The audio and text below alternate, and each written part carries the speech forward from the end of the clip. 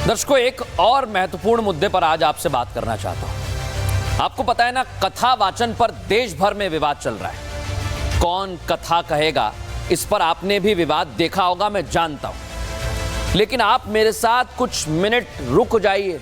इस विवाद का मैं अंत करने जा रहा हूं और आपको एक ऐसी कहानी सुनाने वाला हूं, आपको पूरा किस्सा समझ में आ जाएगा कि आखिर सनातन धर्म कहता क्या है और उसमें लिखा क्या है। लेकिन पहले मैं ये कहना चाहता हूं कि मैं किसी का पक्ष नहीं लूंगा, सिर्फ आपको एक पौराणिक कथा सुनाऊंगा। तो आप सुन लीजिए कथा, और अगर कुछ लोग हैं तो उन्हें भी बुला लीजिए, क्योंकि आप खुद समझ जाएंगे कथा करने का हक आखिर किसे है। आप इस राजनीति में मत पड़िए, मैं आपको बिल्कुल फैक्ट बता रहा हूं। आप अपने फोन में भी रिकॉर्ड कर सकते हैं, इसे दूसरे लोगों को भी भेज सकते हैं।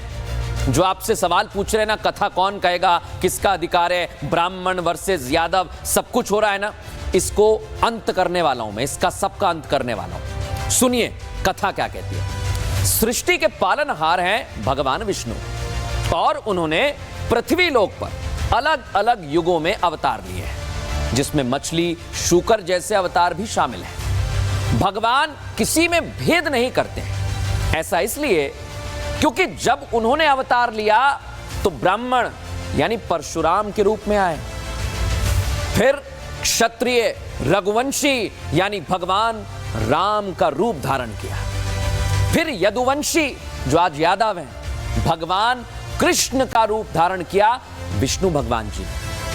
अब जब भगवान किसी जाति बंधन में नहीं बने तो कथावाचक कैसे किसी जाति बंधन में बंधेंगे। ये तो एक कहानी हो गई। एक और जानकारी आपको देता हूं। जब महर्षि वेदव्यास ने महापुराणों की रचना की तो उनके मन में चिंता हुई, भाई ये ज्ञान को सहेजे कैसे, ये दुनिया तक कैसे जाएगा, किसमें क्षमता है। क्या वहां पर ब्राह्मण देखा गया? नहीं, उनके कई सारे शिष्य थे, लेकिन कोई भी उन सभी 18 पुराणों को संपूर्ण रूप से आत्मसात नहीं कर पाया। और फिर क्या हुआ, उनके एक शिष्य थे सूत जी, ये उनकी योग्यता थी। वो वेद व्यास जी ने सूत जी को चुना कि आप कथा कहिए, आपकी जाति धर्म से कोई लेना देना नहीं है। और आज ये कुछ लोग मानते हैं कि सूत कुल के व्यक्ति को वेदाभ्यास करने का अधिकार नहीं है। ये बिल्कुल गलत है। आप ये वीडियो उन्हें दिखा देना, और आपकी जगह मैं लड़ूंगा उन लोगों से, क्योंकि ये सत्य बात है।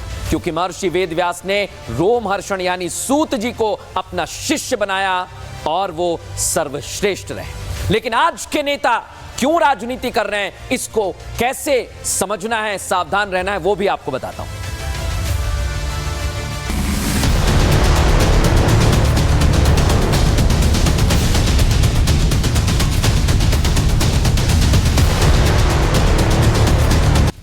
उत्तर प्रदेश से लेकर बिहार तक एक साजिश हो रही है। साजिश का ऐसा दलदल तैयार किया जा रहा है जिसमें फंसकर आप जातियों में बढ़ जाएंगे, और उस दलदल को रोजाना खाद पानी डालकर गहरा किया जा रहा है।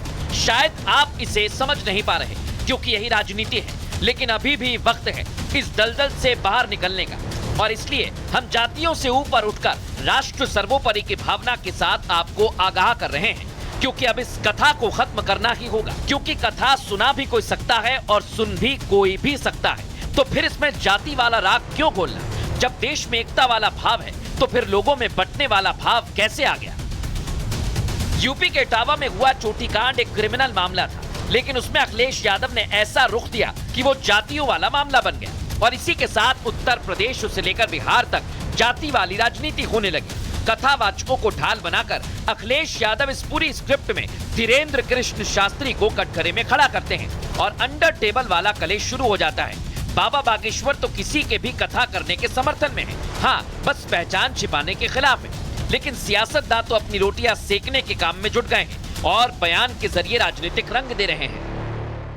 भाषावाद, क्षेत्रवाद, जातिवाद से ऊपर उठकर राष्ट्रवाद के लिए प्रत्येक भारतीय प्रणबद्ध होकर के जिस दिन कार्य करने लगेगा, उस दिन भारत खत्म होगा। कैंसर से ज्यादा खतरनाक भारत को तोड़ने में अगर कोई बीमारी है तो वो जातिवाद की बीमारी है।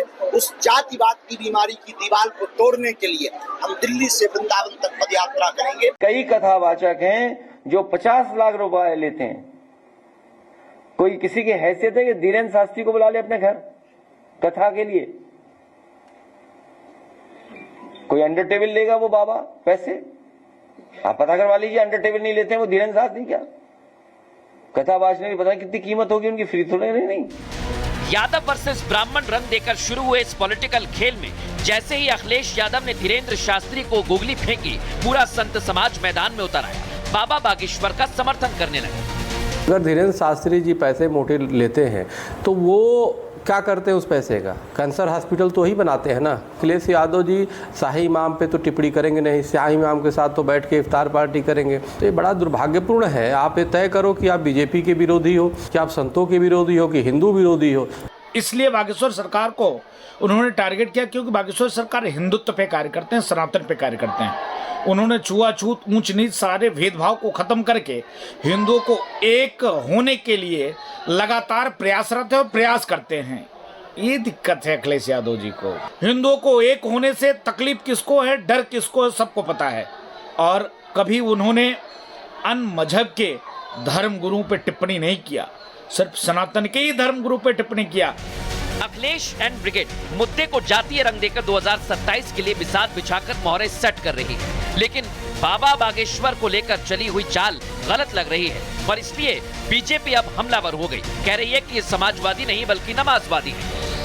जो अपने दौरे हुकूमत में मौलवियों को लाखों एकड़ जमीन, हजारों करोड़ की लुटा के उस पे कानूनी हक दे देना चाहते हैं और उस पे कानूनी ठप्पा लगा देना चाहते हैं, वह दान दक्षिणा के ऊपर भी सवाल उठाना चाहते हैं। ये लोग सनातन को गाली देंगे एक तरफ और दूसरी तरफ जातिवाद का नंगा नृत्य करेंगे।